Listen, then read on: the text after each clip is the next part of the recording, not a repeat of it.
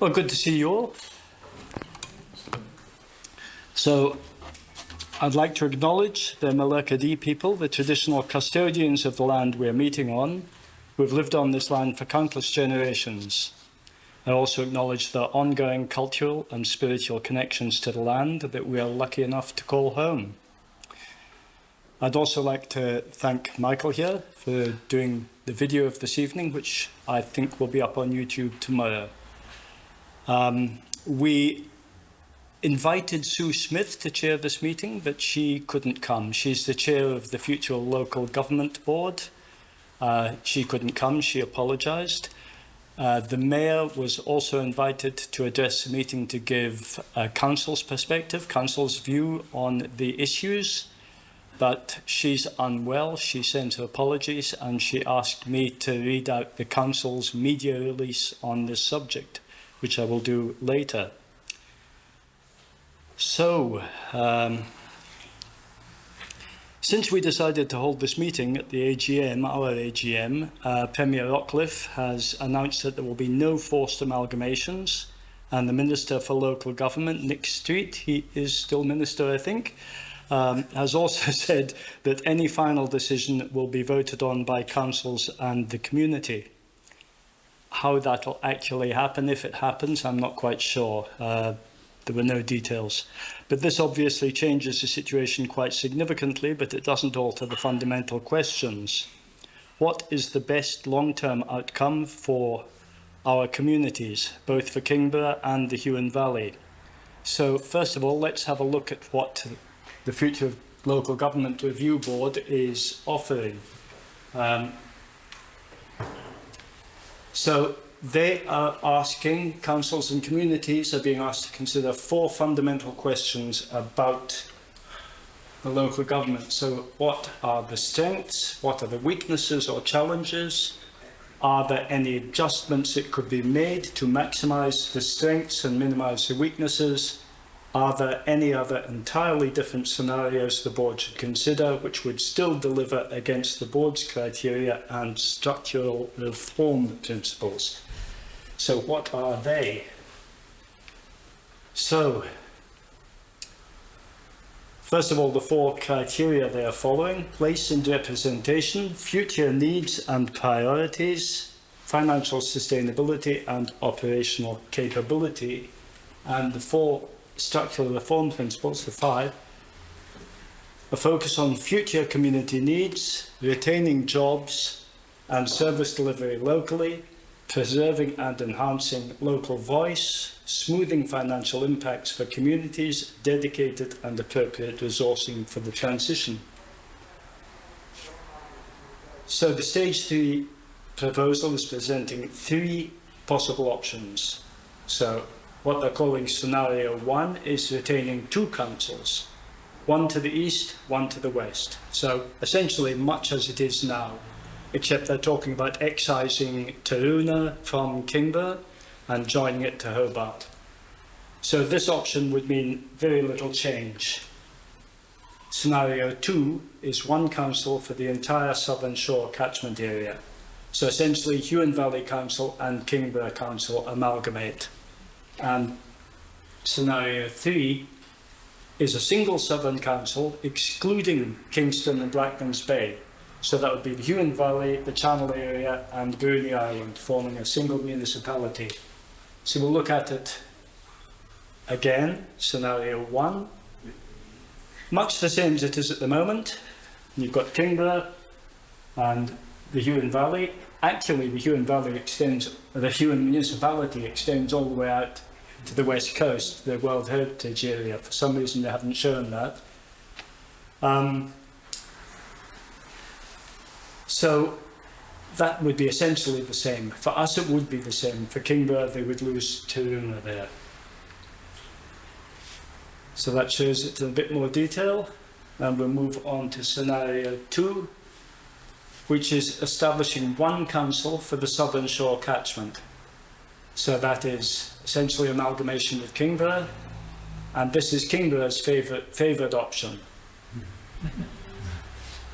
So we become 1 big Southern Council, The focal point would be Kingston, but they're talking about retaining offices in Huonville as well. So to look at that on a bigger scale, that's what it would look like. And moving on to scenario 3, a single southern council, excluding urban Kingston and Blackburns Bay, so we'd have a large rural council. So that would have a community of interest, if you like. And this is the Huon Valley Council's second most favoured option. The status quo is Huon Valley Council's favoured option. So that's what that would look like. So we move on. They make the point in the Stage 3 book that these scenarios are not the only options for reform. They're designed to prompt a discussion about some of the possible pathways available to deliver a more capable and sustainable system of local government. Communities and councils may have their own ideas about how local government could be better organised in their catchments. So the board says it welcomes alternative suggestions as part of the engagement process. So it's up to you to have your say. What do you feel is important? What do you consider the best option? And remember, the deadline is next Wednesday, so don't have a hell of a lot of time.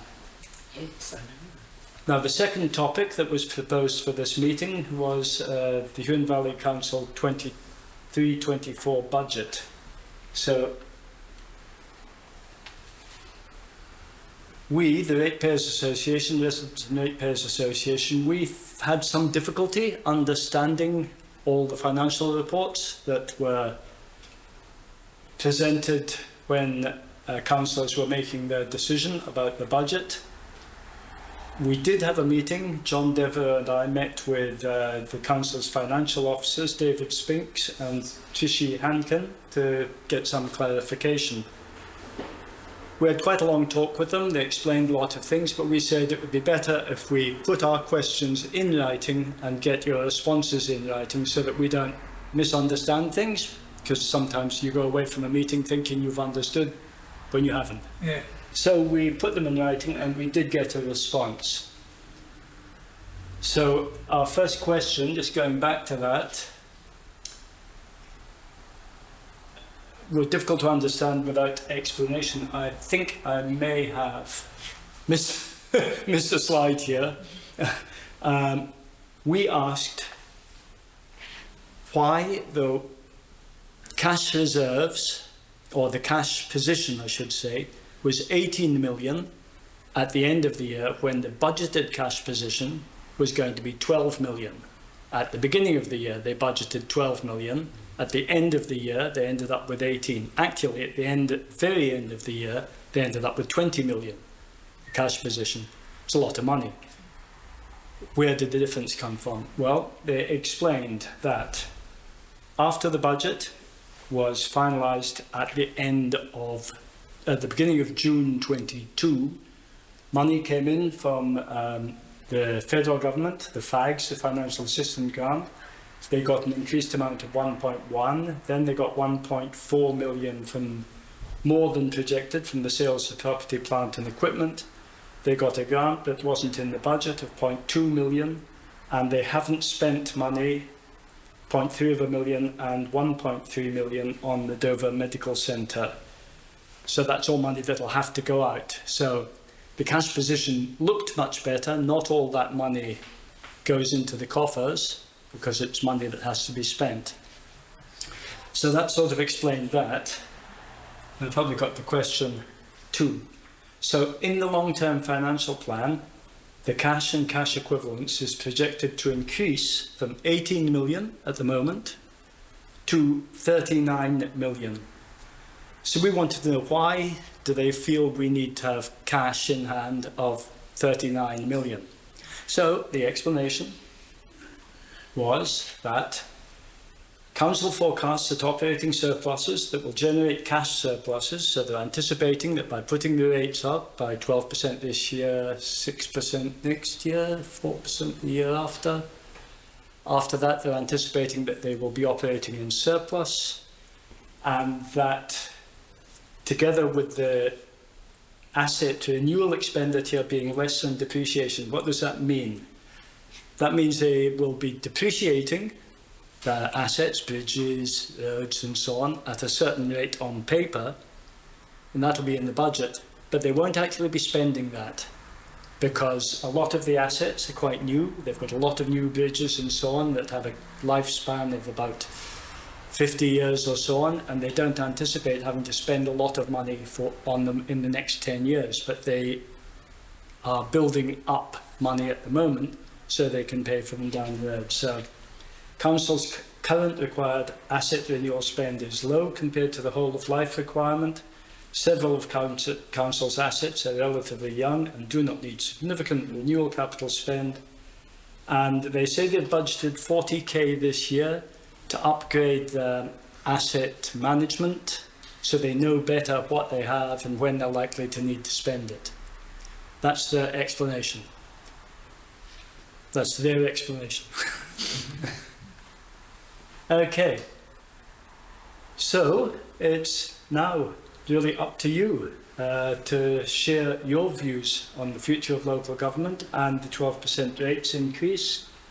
As I mentioned earlier, we invited Sally Doyle to explain Huon Valley Council's position on the various scenarios.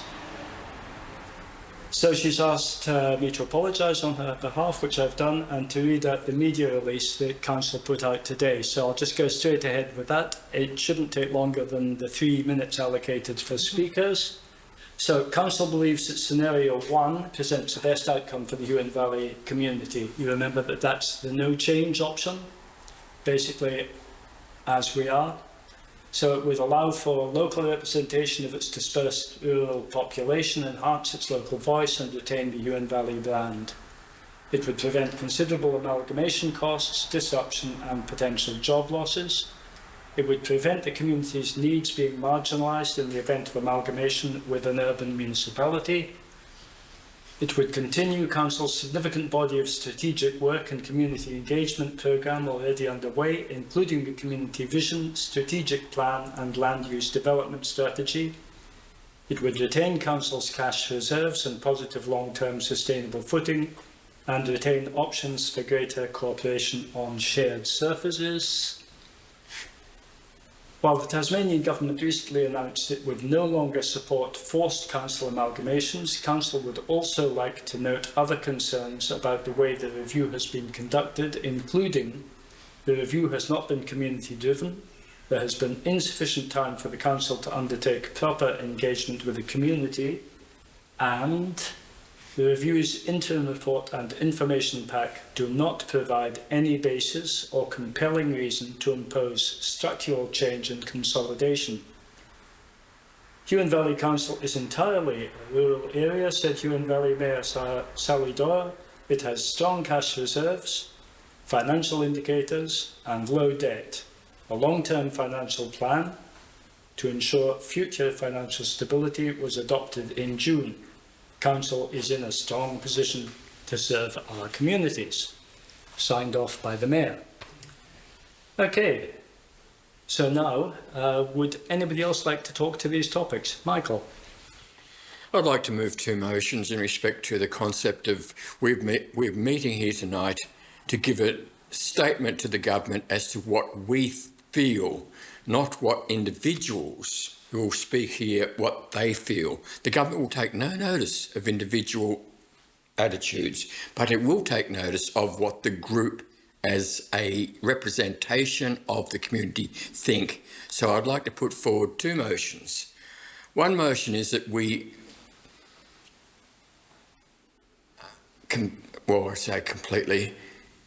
we reject the concept of amalgamation, and that we approve of the number 1 suggestion of the LGA, Local Government Advisory Committee, that we form this Southern Regional Council, because that to me is the most logical thing. I'd like to speak later on as to why, but the point is I do think that we should have positive motions on foot so that we can make a decision that comes from us as a community in respect to A, the amalgamation, and B, the 12% increase, which is a reflection of the attitude of council to the handling of economics within this community. So I put forward these two motions that we agree to, we reject amalgamation, we agree to number 1, and secondly, that we censure, not put in a vote of no confidence, because I've got confidence in the council, but we have no confidence in the way the council are handling the economic concepts of council. So that the two motions. Well, I hadn't anticipated that we would be putting motions to the meeting. I'm quite happy for a show of hands. Does anybody... Sorry? I'd like to speak. Liz? I don't want to put a motion up. No, but yeah, certainly it's good that everybody should get an opportunity to speak before we do anything in the lines of motions or anything like that. Good. Thanks for the introduction, Pat. I think you've pretty much covered it all. I've been watching this process for a while now, and as you know, I was on the council from 2002 to 2016, when the council got dismissed because it was dysfunctional. I'm interested to see the enormous preparation that's going on at the moment for the proposed potential dismissal of Dorset Council, because that certainly didn't happen before the Huon Valley Council was dismissed.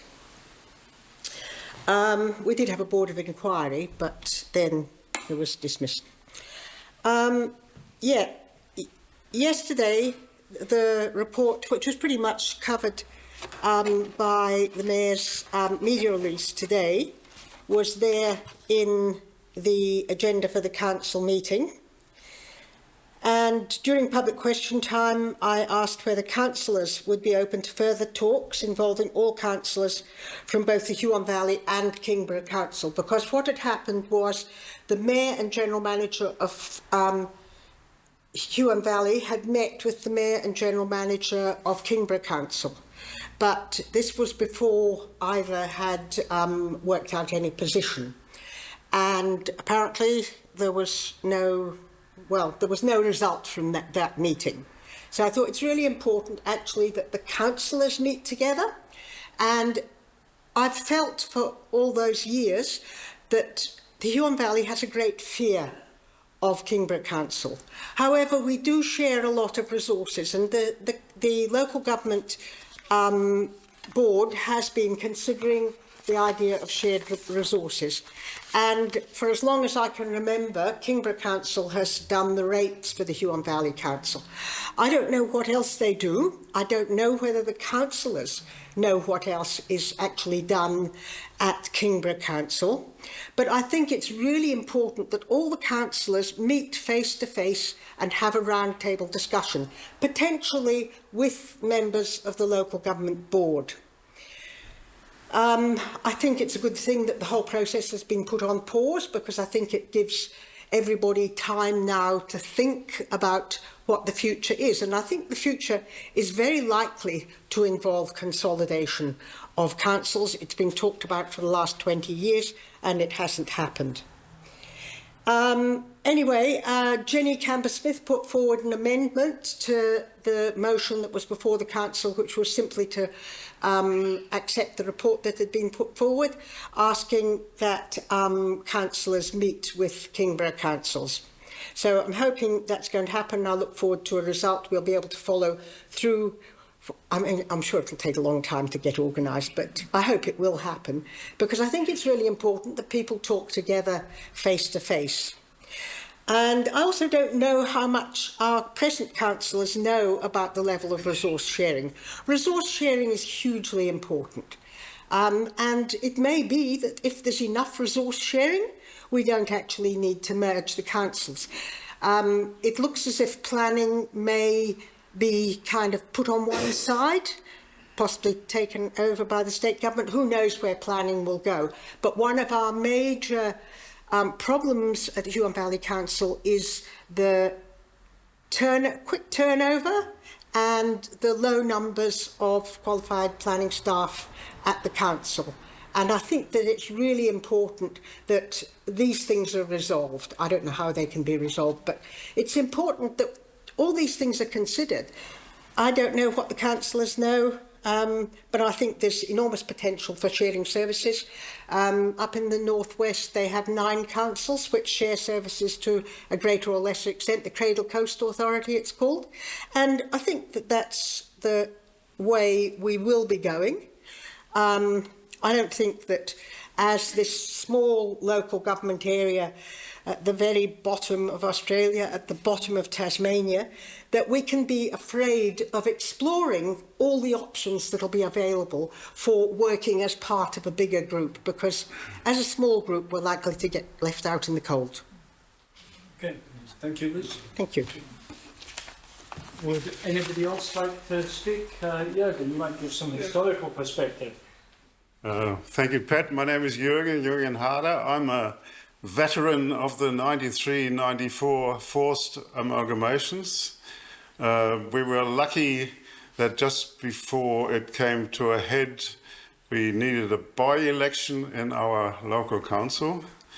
And as part of the voting system for a new councillor, we put up a question to people: would you like to be amalgamated with? Port Signet Council. Yeah, that's the Port Signet Council. It's a little bit from Craddock down south, just people who don't know. So, do I have to go further back? It was Esperance Council, which is Geeveston, Ewanville Council, and Port Signet Council. So we put the questions to our residents and ratepayers: would you like to be amalgamated as was planned, all 3 councils? Remember, in those days there was no compulsory voting, so only those people who were very interested turned up and voted, and the majority of those said, no, we don't want to be amalgamated.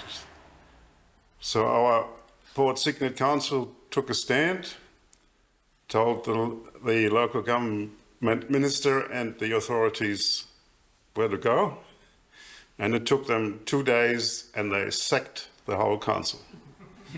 And we had department heads down there in no time. So the whole council was sacked, and the amalgamation was forced between the 3 councils. That was the outcome then. One observation I'd like to make to you, and I've pointed that out already at the AGM, there was another little council, it's called Tasmanian Peninsula, Port Arthur. Very small numbers residents, not many people. They don't. Nubina is the biggest centre they got. They didn't get amalgamated with Sorell. Why? Because the people who did a similar report as these people received 500 submissions from the local people. So they didn't dare to touch them. That council still exists. Now, we do have a bit of leeway with our Premier announcing that he won't force any amalgamations, but I learned tonight for the first time that Kingborough Council is very keen on an amalgamation. So the board will take that really, really into consideration. So the point I'm trying to make is, whatever you do before the 2nd of August, write even 3 sentences, write a little submission to make them know, and tell your friends to let them know how we feel about it. I personally, again, I agree that solution number 1 is the best for us, and resource sharing should be taken into consideration. We had a campaign after we got amalgamated, which didn't help at all. The local government minister was a certain gentleman called Braid, so we even had stickers that says, "Don't unbraid democracy." Didn't help it, we got amalgamated. So it's just a little bit of history, and what I really want to put into your hearts and to your friends' heart: go out and write that little submission. They'll look at it. They look at it. And that's why I think a motion from the floor tonight will not do much. If they've got 50 or 60 people standing in a little submission, I think has more impact. Thank you. Thank you, Jürgen. Do we have any more speakers? Michael, are you back again? Okay. Well, I think I should be Would able you to speak to the motion. I was going to say, would you speak to your motion? Exactly. Well, Mr. Chairman, if we a point of order there, unless there's a seconder to his motion. Well, there is. Does he have a seconder? Is anybody seconding Michael's motion? No. But Michael, you can still speak. Make your point of view. It'll be on YouTube tomorrow, so have your moment to decide. Well, what we've got to look at is there's a conflict between democracy and economic rationalism. And economic rationalism says that if our rate base is equal to our administration, which it roughly is, it's insane. We've got to do something to sort this one out. Okay, democracy. What's democracy? What does democracy mean? The word comes from the Greek words demos, meaning small communities. Athens was a nation, and it had small communities called the demes, between 1,000 and 1,500 people. And kratia meant power to. So it meant power to small communities, not large communities. And it's been proven that the larger the community, the less is the input of the individuals in regard to the running of that community. So it's essential that we maintain our identity as a small community. We are the same. We have basically got the same interests. We are not the same as the people from Kingborough. They are primarily people from the city. They have got a lot of infrastructural costs that we are going to have to wear. We're in a beautiful economic position, and we should go out of our way to maintain our individuality. So as a result, I say that we stay as our community. We go along with number one. In regard to the economics, which I've talked about, I'm upset by the fact that we have got a situation where we had a $6 million FAGS grant come in subsequent to the decision of setting the rate. Now, at the moment, we're in a stage of inflation.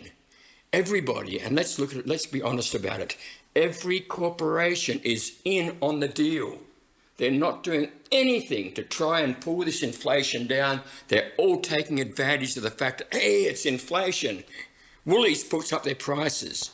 Energy puts up their prices. Everybody's going for put up their prices. It's inflation. The only way to pull it down is to say, we've had enough. We've had enough. And I believe that our council have got an absolute duty to say, hey, we've had enough, and pull the inflation down and go for, we should have gone for an 8%, because when you look at a 4% increase, it's really minimal. And as Pat's pointed out, when we are sitting on such incredible reserves, there is no need whatsoever to have these inflationary movements. So I'd urge you in regard to well, it hasn't been seconded. I'm sorry about that. But the long and the short of it is that I'm going to have my say. I think that we should definitely go with number one, we stay as we are. That is democratic.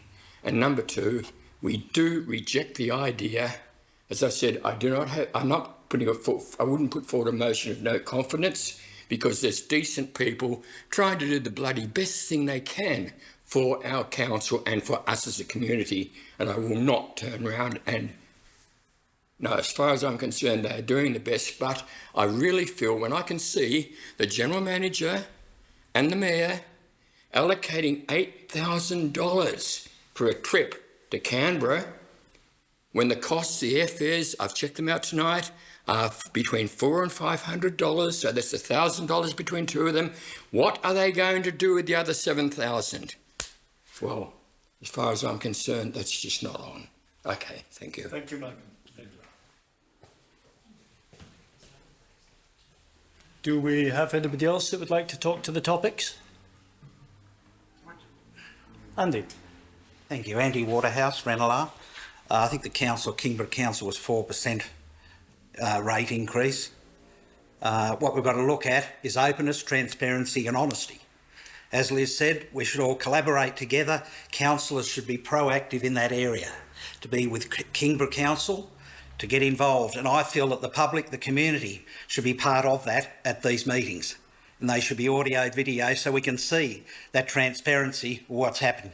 You know, what the solution is. There needs to be a solution. You've got Dorset Council up for corruption. They're going to be sacked, or they have been sacked, you know, and this council's been through the sacking as well. So, yeah, you know, the councillors now are trying their best, but they're not financially minded with the finance side of it. And I really think the fat could be trimmed off in different areas, you know, with the amount of government, the cars that are available to the people, the employees, you know, that type of thing. Perhaps bring that back as well. But as I say, we need to have this open-mindedness about the whole situation.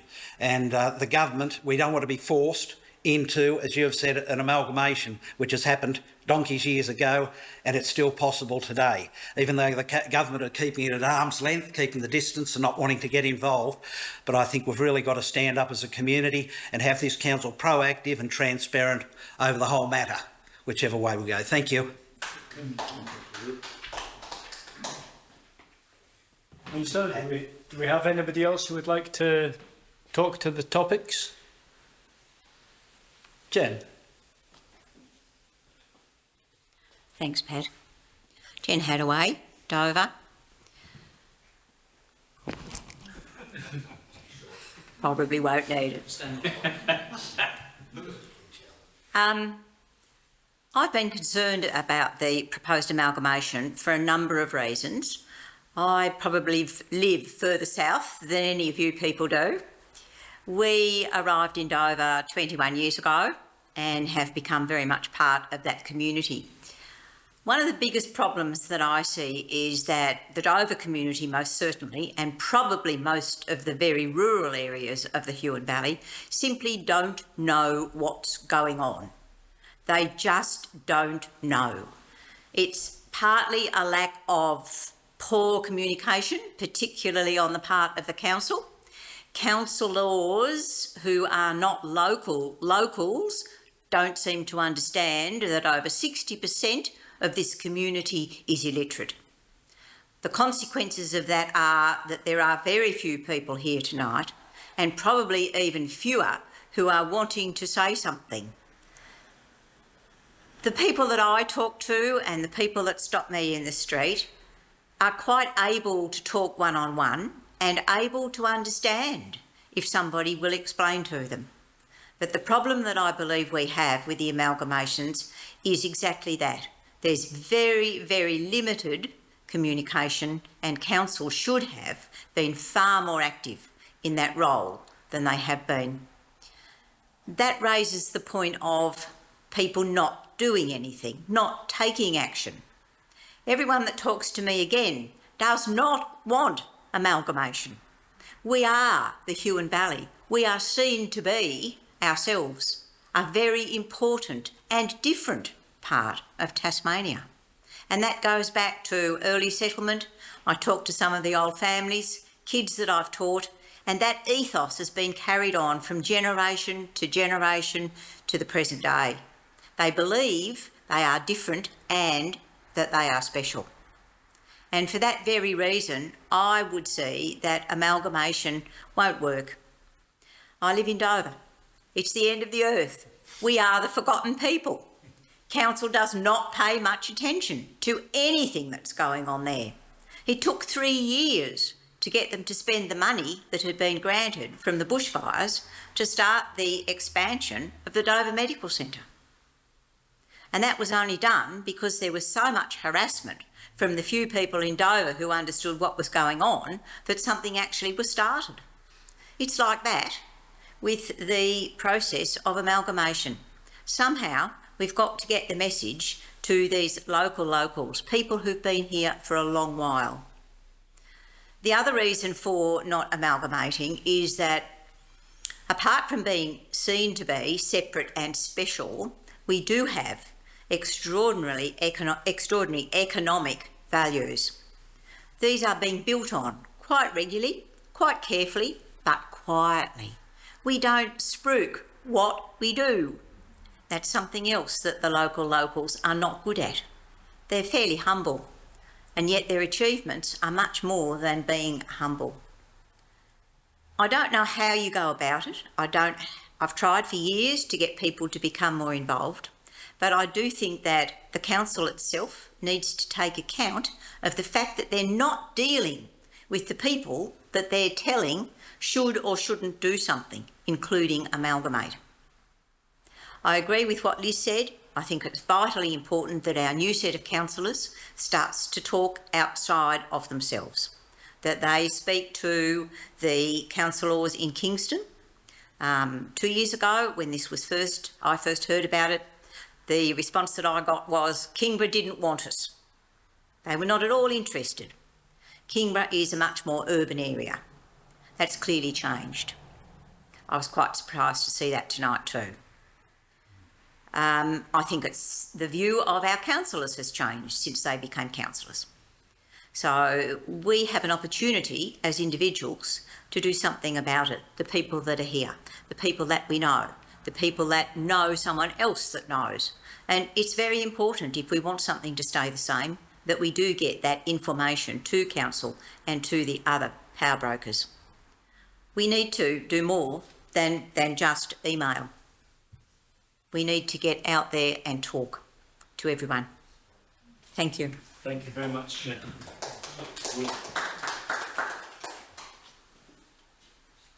Anybody else who would like to have their say? I don't think so, so we may wrap it up there. So thank you very much for all attending, and thank you, Michael. All good. Thank you. Good night.